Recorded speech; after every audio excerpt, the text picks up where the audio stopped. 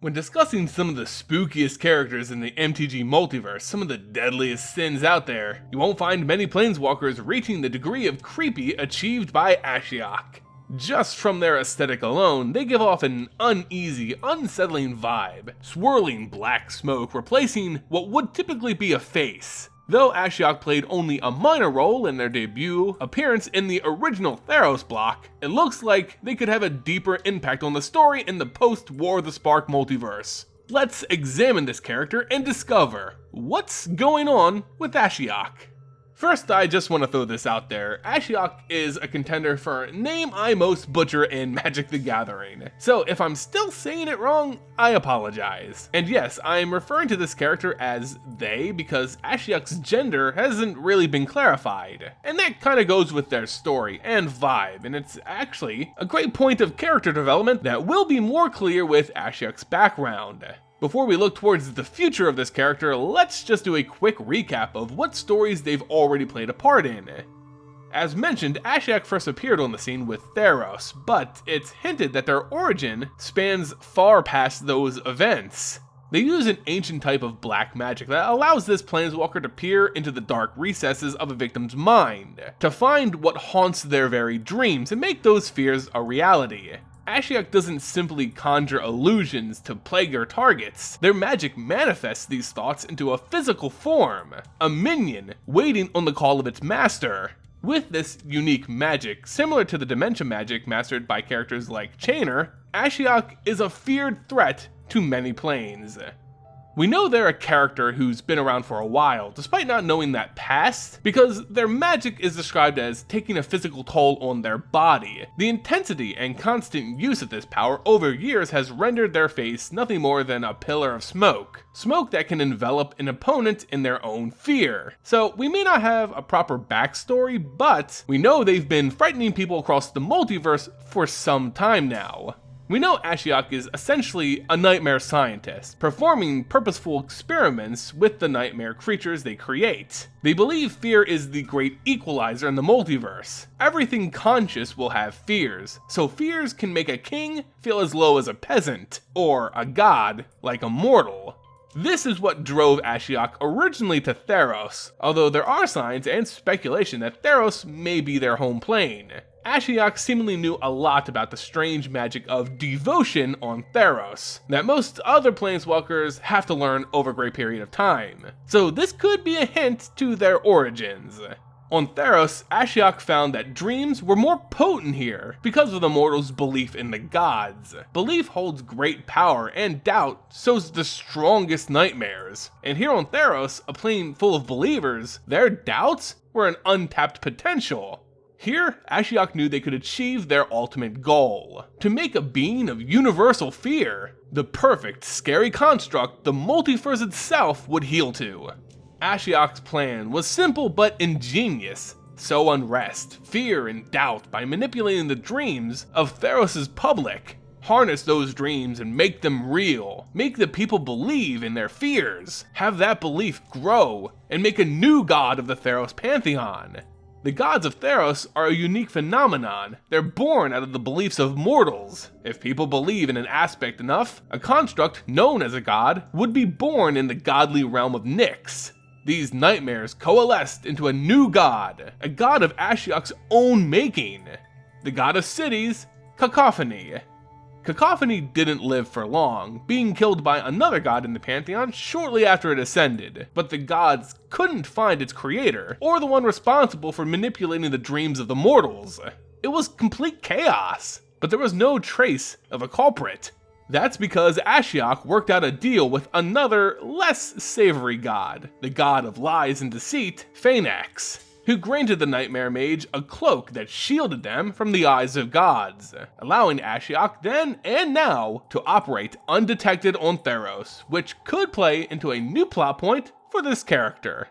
Ashiok in more recent times has seen a resurgence in interest for a couple reasons, one being that they were in some way a part of the War of the Spark storyline. They were one of the planeswalkers who were lured to and trapped on Ravnica by Nicol as he was looking for sparks to harvest and become a god. Ashiok received a new uncommon level planeswalker card for this story, but wasn't really mentioned anywhere else. Though through their card's artwork and some flavor text, we can make some pretty good predictions. On the art of Ashiok Dream Render from War of the Spark, you can see in the background the horns and blue horizons of the Meditation Realm. This is a very special hand-carved pocket plane that Nicol Bolas used for centuries as his own personal escape from the multiverse. Eventually, thanks to the heroes on Ravnica and his twin, Ugin, this realm would become Bolas' prison after he failed his attack on the Planeswalkers and the multiverse. Now, why is Ashiok here? Or at least, was there for a short time?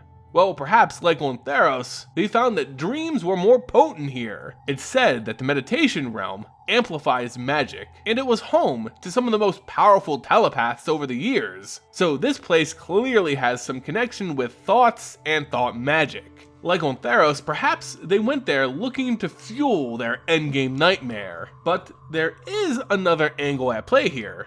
The card Ashiok Skulker seems to be a nightmare made manifest, but doesn't look to be on Ravnica. This again looks like the Meditation Realm. This is a nightmare of someone on this pocket plane, which has ever only seen but a limited number of visitors. And during this time, the most likely are Ugin and Bolas.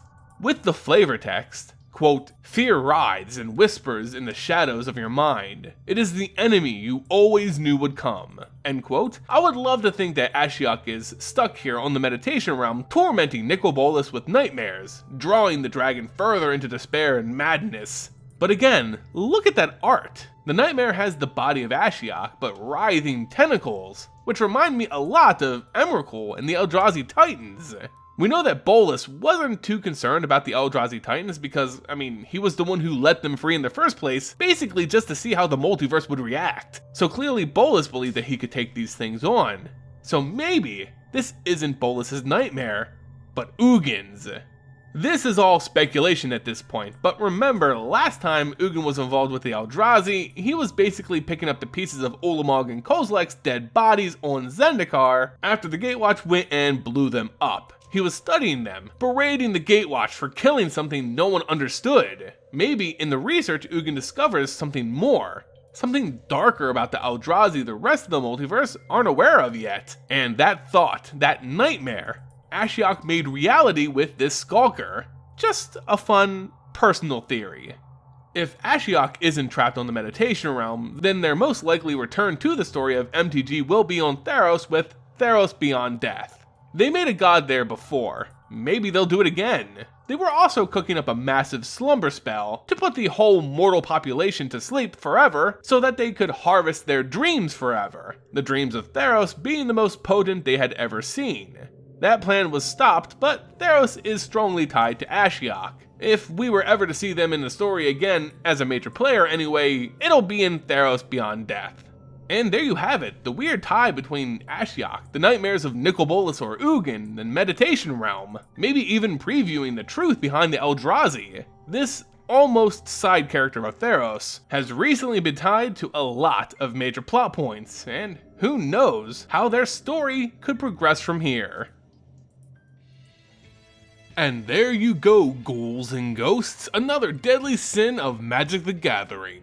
For this special spooky season, you can actually enter for your chance to win this video's topic discussion, its actual physical card that I'll be giving away as a treat on this, hallowed holiday. To enter, all you have to do is be a subscriber to the channel, hit the like button on this video, tick the notification bell, and leave a comment. For each of the 7 deadly MTG sins, I'll pin the winning comment to the top of that video showing the world the winner. So quick, enter as soon as you can or risk your chance at some free cards.